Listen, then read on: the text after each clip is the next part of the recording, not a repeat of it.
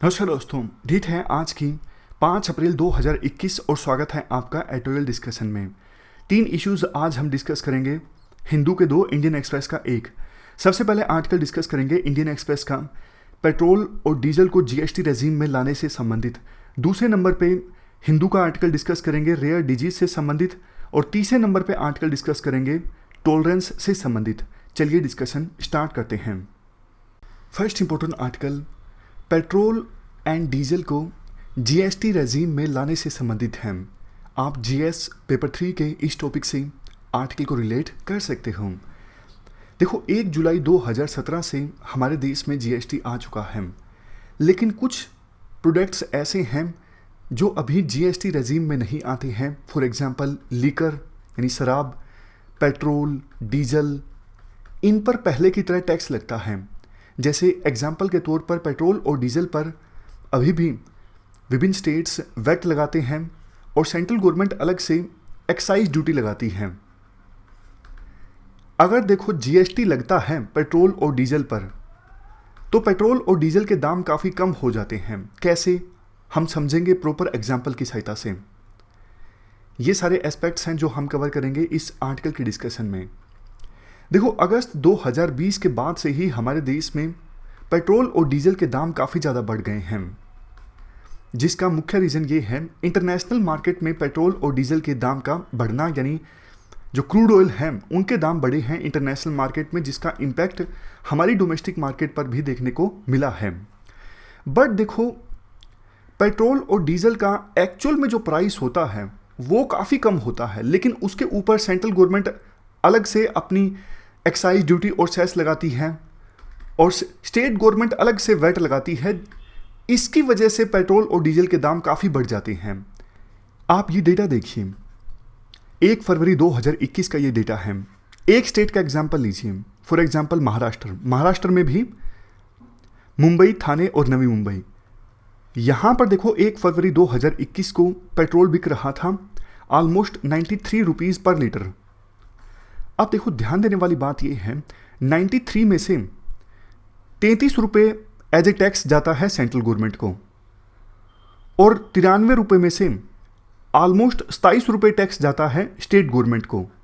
और एक्चुअल में पेट्रोल की कीमत थी सिर्फ 29.7। समझ गए? 30 मान लीजिए। एक्चुअल में पेट्रोल की कीमत थी 30 रुपये और उसके ऊपर 63 रुपीज़ जो लगा वो टैक्स लगा, तो ये हो गया ऑलमोस्ट 69.3%। यानी पेट्रोल की जितनी कीमत है ना मुंबई, थाने और नवी मुंबई में, उसमें से 70% तो आपको टैक्स के रूप में देना पड़ रहा है पेट्रोल परचेज करने पर, और एक्चुअल कीमत पेट्रोल की बहुत कम है 29.7।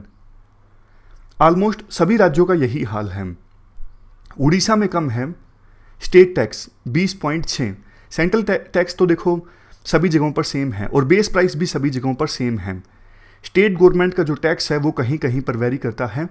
कुछ राज्यों जैसे उड़ीसा में 20.6 है और महाराष्ट्र में, मुंबई में है 26.9, यानी ऑलमोस्ट 6-7 रुपये का फ़र्क। अब देखो, ध्यान देने वाली बात पता क्या है, 70% आप टैक्स देते हो पेट्रोल के ऊपर, और अगर पेट्रोल जीएसटी के अंतर्गत आ जाता है तो फिर आपको मैक्सिमम टैक्स देना पड़ेगा 28%, जो कि अभी टैक्स लग रहा है उससे तो देखो काफ़ी कम है। तो जीएसटी के दायरे में पेट्रोल डीजल आ जाते हैं तो इनके दाम काफ़ी ज़्यादा कम हो जाएंगे एज कंपेरिजन टू जो अब दाम हैं पेट्रोल और डीजल के। अब देखो, आपके मन में आया होगा कि पेट्रोल और डीजल पे सरकार इतना इतना टैक्स क्यों लगाती है। इसके देखो 2-3 रीज़न हैं।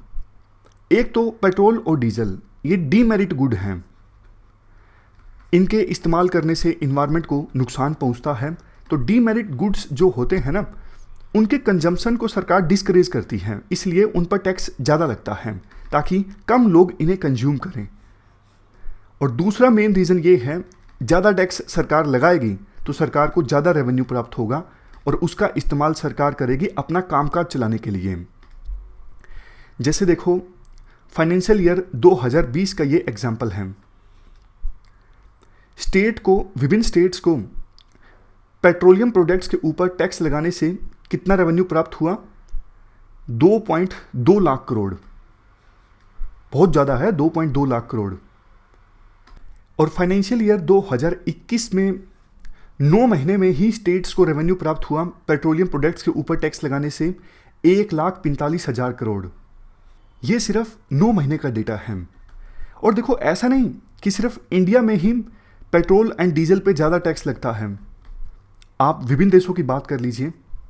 इटली में जितना प्राइस है पेट्रोल और डीजल का, उसमें से देखो 64% तो टैक्स होगा, बाकी पेट्रोल और डीजल का बेस प्राइस होगा। फ्रांस में 63% टैक्स, बाकी बेस प्राइस। जर्मनी में ये 63% टैक्स है, यूके में 62, स्पेन में 53। यूएसए का एक्सेप्शन है। यूएसए में पेट्रोल और डीजल के ऊपर टैक्स काफ़ी कम लगता है। टोटल प्राइस में से 19% टैक्स होता है, बाकी बेस प्राइस यूएसए में। तो देखो, अगर पेट्रोल और डीजल को जीएसटी रेजीम में लाया जाता है तो इससे पेट्रोल और डीजल के दाम तो कम होंगे ही, इसके साथ साथ वेरियस बिजनेस फर्म्स अपने एक्सपेंडिचर में टैक्स इनपुट क्रेडिट को भी क्लेम कर सकेंगी। मैं आपको एग्जांपल की सहायता से बताता हूँ। अभी देखो, कोई कोचिंग संस्थान कैमरा परचेज करता है बच्चों को पढ़ाने के लिए। कैमरे की टोटल कीमत है 1,18,000 और उस पे मान लीजिए 18% जो है वो जीएसटी लगा है। तो देखो, कैमरे का एक्चुअल कीमत थी 1,00,000 रुपये और 18% उस पर जीएसटी लगा है, तब जाके उसकी फाइनल प्राइस जिस पे संस्थान ने वो परचेज किया है कैमरा, वो बैठता है 1,18,000। लेकिन इंस्टीट्यूट जो कि जीएसटी रिटर्न्स फाइल करता है, तो वो 18% जो ये जीएसटी लगा है ना, इसको क्लेम कर सकता है कि ये मुझे वापस मिलने चाहिए, क्योंकि ये टैक्स ऑन टैक्स है। तो ऐसा तो प्रोविजन है जीएसटी में, बट इसका लाभ अभी बिजनेस फर्म्स नहीं उठा पाती पेट्रोल और डीजल के मामले में, क्योंकि ये जीएसटी दायरे में बाहर हैं। तो वो अपने एक्सपेंडिचर में पेट्रोल और डीजल के ऊपर जो टैक्स लगता है उसे अपने इनपुट में, एक्सपेंडिचर में क्लेम नहीं कर पाते। अब देखो, बात ये है, फ़ायदा तो है अगर पेट्रोल और डीजल को जीएसटी रेजीम में लाया जाता है, लेकिन क्वेश्चन ये उठता है, क्या स्टेट्स इसके लिए राजी होंगे? सेंट्रल गवर्नमेंट तो हो सकता है राजी हो भी जाए, क्योंकि देखो, सेंट्रल गवर्नमेंट को जो टैक्स प्राप्त होता है ना पेट्रोल और डीजल के ऊपर से, उसमें से कुछ तो सेस होता है, जैसे कि रोड एंड इंफ्रास्ट्रक्चर सेस, इसके अलावा agriculture, infrastructure and development cess से जो रेवेन्यू प्राप्त होता है सेंट्रल गवर्नमेंट को, वो तो देखो स्टेट्स के साथ शेयर करने की आवश्यकता नहीं होती। लेकिन पेट्रोल और डीजल के ऊपर बेसिक एक्साइज ड्यूटी भी लगती है। Basic excise duty, special additional excise duty, ये लगाई जाती है सेंट्रल गवर्नमेंट के द्वारा, और इनसे जो रेवेन्यू प्राप्त होता है ना, वो डिविजनल पूल में जाता है, यानी उस रेवेन्यू को शेयर करना पड़ता है सेंट्रल गवर्नमेंट को स्टेट गवर्नमेंट्स के साथ। अब बात ये आती है सेंट्रल गवर्नमेंट राजी हो भी जाए, क्योंकि उनके पास तो दूसरे सोर्सेज भी हैं रेवेन्यू के, स्टेट्स आसानी से राजी नहीं होंगे। वेरियस स्टेट्स को ऑलरेडी दिक्कत है जीएसटी रेजीम से। उनका कहना है कि अब हमारे पास में फिस्कल पावर्स बहुत कम हैं, टैक्स लगाने की पावर्स हमारे पास बहुत कम हैं, और अगर पेट्रोल और डीजल पर टैक्स लगाने की पावर भी हमारे हाथ से चली जाएगी तो हमारे हाथ में कुछ बचेगा ही नहीं। फिर तो हमारे पास में मेजरली एक लिकर बच जाएगा, शराब के ऊपर जो टैक्स लगता है वो बच जाएगा, उससे हमें मेजोरिटी से रेवेन्यू प्राप्त होगा। तो इसलिए स्टेट गवर्नमेंट्स राजी नहीं होंगी कि हाँ, ये जो पेट्रोल और डीजल हैं ये जीएसटी रेजीम के अंदर आ जाएं।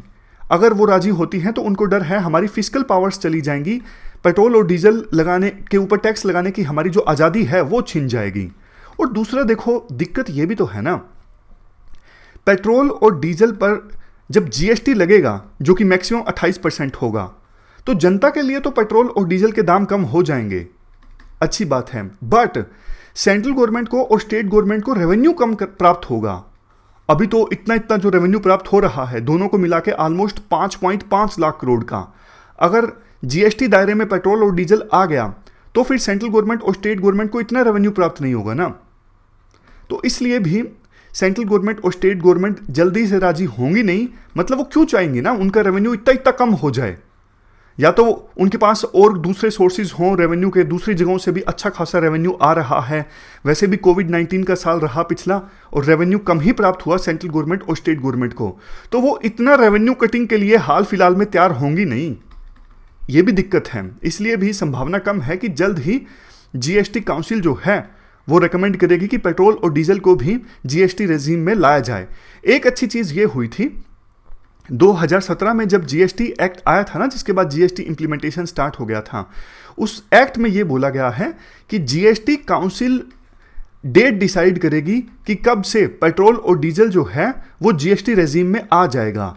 यानी अब पेट्रोल और डीजल को जीएसटी रेजिम में लाने के लिए फिर से संविधान अमेंड करने की आवश्यकता नहीं है, कॉन्स्टिट्यूशन को अमेंड करने की आवश्यकता नहीं है, क्योंकि जीएसटी एक्ट में साफ तौर पर लिख दिया गया है कि जीएसटी काउंसिल जब से रेकमेंड करेगी तब से ये जो पेट्रोल और डीजल है वो जीएसटी रेजिम में आ जाएगा। अब सिर्फ जीएसटी काउंसिल को रेकमेंड करने की आवश्यकता है। जैसे ही जीएसटी काउंसिल इस पे फैसला लेगी तो पेट्रोल और डीजल जो है वो भी जीएसटी रेजिम में आ जाएगा।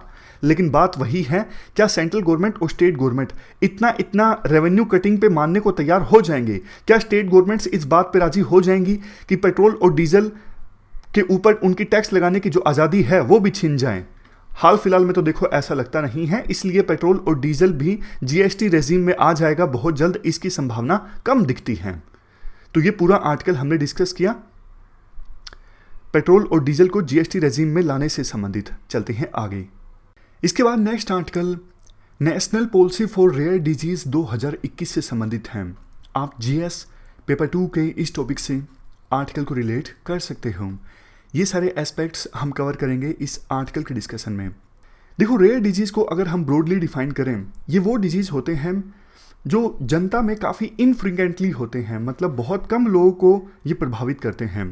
3 मार्कर्स का इस्तेमाल किया जा सकता है रेयर डिजीज़ को डिफाइन करने के लिए। सबसे पहला, total number of people with the disease, total कितने लोगों को डिजीज़ ने प्रभावित किया है। दूसरा, इट्स प्रिवलेंस, मतलब जैसे 10,000 में से कितने लोगों को उस डिजीज़ ने प्रभावित किया है, प्रिवलेंस कितना है, अगर वाइड स्प्रेड है या फिर नहीं है। तीसरा, अवेलेबिलिटी या फिर non availability of treatment options, क्या उस डिजीज़ के इलाज के लिए ट्रीटमेंट उपलब्ध है या फिर नहीं है। ये 3 मार्कर्स हैं जिसके बेस पे रेयर डिजीज़ को डिफाइन किया जा सकता है। WHO ये कहता है अगर देखो कोई डिजीज़ 10,000 में से 6.5 या फिर उससे कम लोगों को होता है तो वो रेयर डिजीज़ है। वैसे देखो इस लाइन से ज़्यादा क्लियर हो नहीं रहा है। एक तरफ तो रेंज दे दी गई है 6.5 से लेकर 10 के बीच की, और दूसरी तरफ लेस देन भी बोल दिया गया है।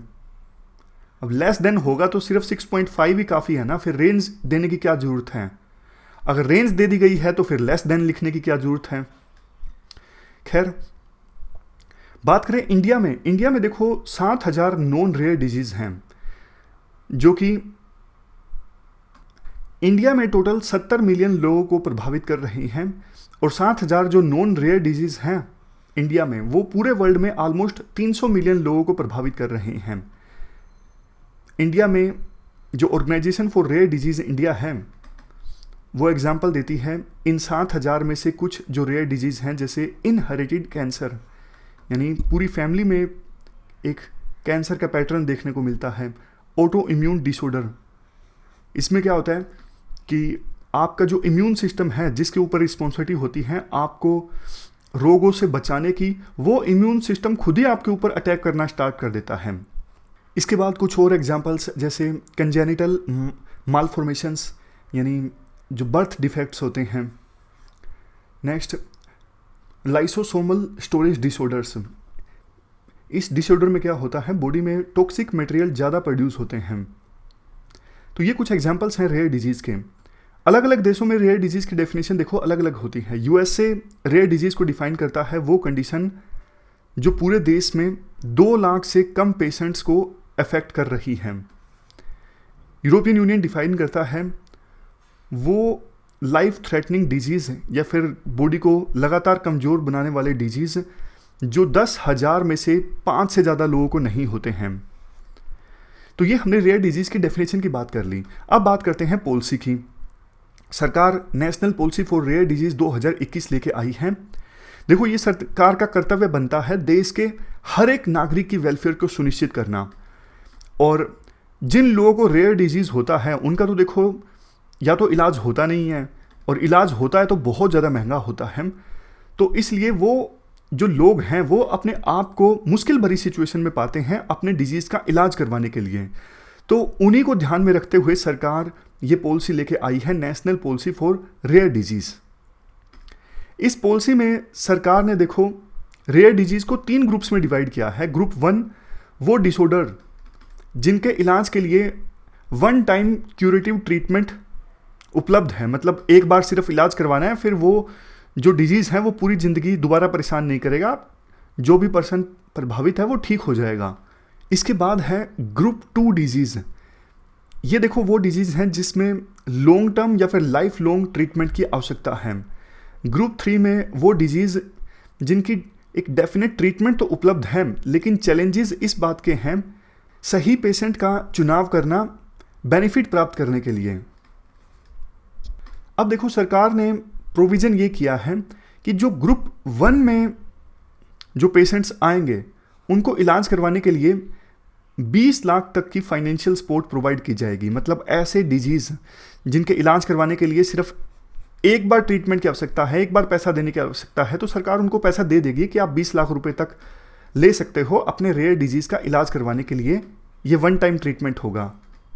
और ना सिर्फ बीपीएल फैमिलीज़ बल्कि जो आयुष्मान भारत स्कीम में एक कंपोनेंट है प्रधानमंत्री जन आरोग्य योजना, उसमें जो 40% फैमिलीज़ कवर्ड है ना, वो इस प्रोविज़न का लाभ उठा सकेंगी, क्योंकि प्रधानमंत्री जन आरोग्य योजना में ज़्यादा लोग कवर्ड हैं as comparison to BPL families. इसके बाद बात करते हैं ग्रुप 2 के पेशेंट्स के साथ क्या होगा, उनको सरकार कैसे सपोर्ट प्रोवाइड करेगी। इनको देखो सरकार स्पेशल सपोर्ट प्रोवाइड करेगी, स्पेशल डाइट्स या फिर हार्मोनल सप्लीमेंट्स या फिर दूसरी लो कॉस्ट इंटरवेंशन प्रोवाइड करके। समझ गए, मतलब एज सच पैसा नहीं दिया जाएगा, लेकिन सरकार अपनी तरफ से कुछ मैनेजमेंट करेगी कि उनको स्पेशल डाइट मिले या फिर हार्मोनल सप्लीमेंट्स मिले, क्योंकि ग्रुप 2 में तो वो डिजीज़ आते हैं ना जिनके लिए लाइफ लॉन्ग ट्रीटमेंट चाहिए। तो लाइफ लॉन्ग ट्रीटमेंट चाहिए तो डाइट उस प्रकार की चाहिए या फिर हार्मोनल सप्लीमेंट्स चाहिए, तो सरकार एंकरेज करेगी कि उन पेशेंट्स को ये सप्लीमेंट्स मिलें। एंकरेज करने का मतलब देखो ये है कि सेंट्रल गवर्नमेंट स्टेट गवर्नमेंट्स को बोलेगी कि आप प्रोवाइड कीजिए, क्योंकि अब देखो सेंट्रल गवर्नमेंट के हॉस्पिटल तो है नहीं राज्यों में, हेल्थ जो है वो स्टेट सब्जेक्ट है। तो फिर जो स्टेट हॉस्पिटल्स हैं जिले में, प्राइमरी हेल्थ केयर सेंटर्स, जहाँ पे भी ये सप्लीमेंट्स प्रोवाइड किए जाएंगे तो स्टेट प्रोवाइड करेगा ना, इसलिए एंकरेज वर्ड का इस्तेमाल किया गया है। इसके बाद अगर हम बात करें ग्रुप 3 के पेशेंट्स की, इनको सरकार कैसे सपोर्ट प्रोवाइड करेगी। इनको देखो सरकार ज़्यादा सपोर्ट तो प्रोवाइड करेगी नहीं डायरेक्टली, लेकिन वॉलंटरी क्राउड फंडिंग सरकार एंकरेज करेगी, यानी अपनी तरफ से कोई वेबसाइट वगैरह बना देगी और एंकरेज करेगी जनता को कि आप डोनेट कीजिए, या फिर कॉर्पोरेट ग्रुप्स को एंकरेज किया जाएगा कि आप डोनेट कीजिए ताकि ग्रुप 3 के जो पेशेंट्स हैं इनका इलाज हो सके। तो ये तो देखो मेन प्रोविजंस हैं। इसके अलावा छोटे छोटे और प्रोविजंस हैं। फॉर एग्जांपल सरकार कहती है कि हम इंडिजिनस रिसर्च पर फोकस करेंगे ताकि जो ये रेयर डिजीज़ हैं इनके ऊपर हमारे देश में रिसर्च हो और देश में ही मेडिसिन्स बने। अब देखो काफ़ी सारे तो ऐसे डिजीज़ हैं जिनके लिए ट्रीटमेंट तो उपलब्ध है लेकिन वो बहुत महंगा है। तो सरकार चाहती है कि देश में ही अगर मेडिसिन्स बनेंगी या फिर ट्रीटमेंट उपलब्ध होगा तो वो सस्ता होगा। सरकार इस चीज़ पे फोकस करेगी। काफ़ी क्रिटिसिज्म किया जाता है इस पॉलिसी का, जैसे राइटर कहते हैं आपने कुछ खास किया नहीं है। ग्रुप 1 के पेशेंट्स को आप दोगे 20 लाख रुपए तक का फाइनेंशियल सपोर्ट, लेकिन देखो सिर्फ 5% पेशेंट्स होंगे जो ग्रुप 1 में आएंगे, बाकी 95% तो ग्रुप 2 और ग्रुप 3 में आएंगे। और ग्रुप 2 के पेशेंट्स के लिए भी स्टेट गवर्नमेंट्स की रिस्पॉन्सिबिलिटी होगी, आपकी तो रिस्पॉन्सिबिलिटी बहुत कम होगी। और 3 में तो वैसे ही आप वॉलंटरी क्राउड फंडिंग को प्रमोट कर रहे हो, आप कुछ खास कर नहीं रहे हो। तो इतनी उम्मीदें थी इस पॉलिसी से, लेकिन सरकार ने कुछ खास इस पॉलिसी के साथ किया नहीं है, मतलब कुछ अच्छे प्रोविजंस नहीं है इस पॉलिसी में। सरकार कहती है हमने वाइड स्प्रेड कंसल्टेशन किया, हमने विभिन्न स्टेट से बात की और तब जाके ये पॉलिसी बनाई। कंक्लूजन में ये कहा जाता है कि सेंट्रल गवर्नमेंट विभिन्न स्टेट से बात कर सकती थी कि रेयर डिजीज़ से प्रभावित लोगों को और ज़्यादा सपोर्ट प्रोवाइड की जाए, तो सारी रिस्पॉन्सिबिलिटी का वहन सेंट्रल गवर्नमेंट को नहीं करना पड़ता। आधा आधा पैसे दिए जा सकते थे स्टेट और सेंटर के द्वारा, लेकिन जो प्रोविजंस हैं कोई खास कॉन्क्रीट है नहीं। तो ये हमने पूरा आर्टिकल डिस्कस किया national policy for rare disease से संबंधित। चलते हैं आगे। इसके बाद next article road map for tolerance से संबंधित हैं। आप जीएस पेपर 1 के इस टॉपिक से आर्टिकल को रिलेट कर सकते हो। ये एस्पेक्ट्स हम कवर करेंगे इस आर्टिकल में। देखो 21 मार्च को होता है international day for elimination of racial discrimination. क्यों? क्योंकि 1960 में इस दिन यानी 21 मार्च को पुलिस ने शार्पेविले साउथ अफ्रीका में लोगों पर फायर ओपन कर दिया और जिसमें 69 लोगों की डेथ हो गई थी। आपको पता है उस समय साउथ अफ्रीका में अपार्थाइड था, मतलब रंग भेद की नीति अपनाई गई थी सरकार के द्वारा। वो लोग जिनका रंग ब्लैक था उनके साथ डिस्क्रिमिनेशन होता था। अब देखो साउथ अफ्रीका में आज के समय में अपार्थाइड तो है नहीं, यानी रंग भेद की नीति तो है नहीं, लेकिन आज भी वर्ल्ड के वेरियस रीजन्स में कुछ इंडिविजुअल्स, कुछ कम्युनिटीज़ के साथ भेदभाव होता है उनकी रेस के कारण। रेसिज्म से संबंधित कुछ डेटा है। जैसे देखो आज के समय में इंटरनेट में काफ़ी सोशल मीडिया वेबसाइट्स हैं, एनोनिमिटी काफ़ी ज़्यादा है, यानी कोई पर्सन फेसबुक पे, ट्विटर पे अपना अकाउंट बना सकता है और उसे अपनी पहचान जाहिर करने की भी आवश्यकता नहीं है, फर्जी अकाउंट भी बना सकता है। तो इस वजह से विभिन्न रेसिस के साथ जो स्टीरियोटाइप है वो काफ़ी ज़्यादा बढ़ गया है।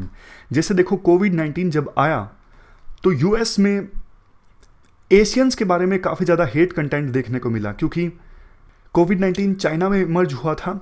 तो इस वजह से काफ़ी वेबसाइट्स ऐसी थी जिन पर एशिया के खिलाफ नफरत भरी पोस्ट देखने को मिली। इवन इंडिया और श्रीलंका में भी कुछ सोशल मीडिया प्लेटफॉर्म्स पर माइनॉरिटीज़ के अगेंस्ट काफ़ी नफरत भरा माहौल देखने को मिला इंडिया में और श्रीलंका में। इसके अलावा नेक्स्ट पॉइंट है structural form of discrimination including micro aggression. इसमें देखो क्या होता है, डेली लाइफ में काफ़ी बार ऐसा होता है कि अनवांटेडली या फिर वांटेडली रेसिज्म देखने को मिलता है। जैसे एशियन लोग जो हैं वो मैथ में अच्छा परफॉर्म करते हैं, ये एक एग्जांपल है रेसिज्म का। ये माइक्रो एग्रेशन है कि आप पूरी रेस के साथ में कोई स्टीरियोटाइप अटैच कर देते हो। ये इंस्टीट्यूशनलाइज्ड या फिर स्ट्रक्चरल फॉर्म ऑफ डिस्क्रिमिनेशन है। नॉर्मल जनजीवन में, डेली लाइफ में ऐसी लाइंस का इस्तेमाल होता है, लेकिन एग्जाम्पल है ये रेसिज्म का, ऐसा आर्टिकल मानता है। उसके बाद नेक्स्ट है new technologies and artificial intelligence. देखो नई नई जो टेक्नोलॉजीज आ गई हैं, जैसे फेशियल रिकॉग्निशन प्रोग्राम, आप क्रिमिनल का फेस पहचान लेते हो कैमरा की सहायता से। अब काफ़ी बार एल्गोरिथम ऐसा होता है कि उसमें माइनॉरिटी कम्युनिटी के लोग या फिर पर्टिकुलर रेस के जो लोग हैं वो ज़्यादा फंस जाते हैं। तो ये भी एग्जाम्पल है रेसिज्म का, क्योंकि आपने जो एल्गोरिथम फिट किया था उसमें कमी है। देखो इस प्रकार के रेसिज्म से समाज में इनइक्वालिटीज़ जो हैं वो और ज़्यादा बढ़ती हैं। जैसे कोविड-19 आया, कुछ कम्युनिटीज़ के साथ में स्टिग्मा अटैच कर दिया गया, तो स्टिग्मा अटैच होने की वजह से बल्कि और ज़्यादा कोविड-19 बढ़ गया उन कम्युनिटीज़ में। तो ऐसे इनइक्वालिटीज़ और ज़्यादा बढ़ जाती हैं ऐसे अगर पूरी की पूरी कम्युनिटी के साथ स्टीरियोटाइप स्टिग्मा अटैच कर दिया जाता है। इसके बाद वे फॉरवर्ड की बात करें, 22 मार्च 2021 को यूनेस्को ने एक कॉन्फ्रेंस ऑर्गेनाइज की थी, global forum against racism and discrimination. इसमें विभिन्न देशों के पॉलिसी मेकर्स, एकेडमिक्स और दूसरे स्टेक होल्डर्स ने पार्टिसिपेट किया ताकि कैसे रेसिज्म को पूरे वर्ल्ड से एलिमिनेट किया जा सकता है। तो इस फोरम से, इस कॉन्फ्रेंस से एक रोड मैप निकल के आया जिसमें कहा गया है कि मल्टी सेक्टोरल एफर्ट्स लगाने पड़ेंगे ताकि रेसिज्म को जड़ से ख़त्म किया जा सके एंटी रेसिस्ट लॉज, पॉलिसीज और प्रोग्राम्स की सहायता से। यूनेस्को एक्शन लेगा रेसिज्म के अगेंस्ट कैसे? एजुकेशन, साइंस, कल्चर, कम्युनिकेशन की सहायता से। एजुकेशन का रोल देखो काफ़ी ज़्यादा है। एजुकेशन की सहायता से यंग पीपल जो हैं वो समझते हैं कि कौन सी ऐसी चीज़ें हैं जो रेसिज्म को सस्टेन की गई हैं, किए हुए हैं, कैसे ह्यूमन राइट्स के लिए खड़ा होना है, ये सब एजुकेशन से निकल के आता है। इसके बाद विभिन्न कल्चर्स के लोगों के बीच डायलॉग को प्रमोट किया जाएगा ताकि एक कल्चर के लोग दूसरे कल्चर के बारे में जाने, स्टीरियोटाइप ना क्रिएट हो। यूनेस्को मास्टर क्लासेस भी लेगा ताकि ऐसे स्टूडेंट्स को प्रिपेयर किया जा सके जो रेसिज्म के अगेंस्ट काफ़ी एक्टिवली काम करें, यानी खुद तो रेसिज्म को प्रीच ना ही करें, इसके साथ साथ वो रेसिज्म के अगेंस्ट काम भी करें। ये भी मतलब इंश्योर करें कि उनके आसपास के जो लोग हैं वो रेसिज्म को बिल्कुल भी प्रमोट ना करें, उसे एक्सरसाइज ना करें।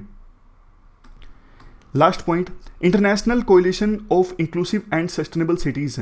ये एक एडिशनल प्लेटफॉर्म है सिटी लेवल की प्लानिंग का, और एक लेबोरेटरी ये हो सकती है रेसिज्म के अगेंस्ट फाइट में। तो ये कोएलिशन काफ़ी इंपॉर्टेंट है ताकि ये इंश्योर किया जाए विभिन्न सिटीज़ में रेसिज्म को ना एक्सरसाइज किया जाए।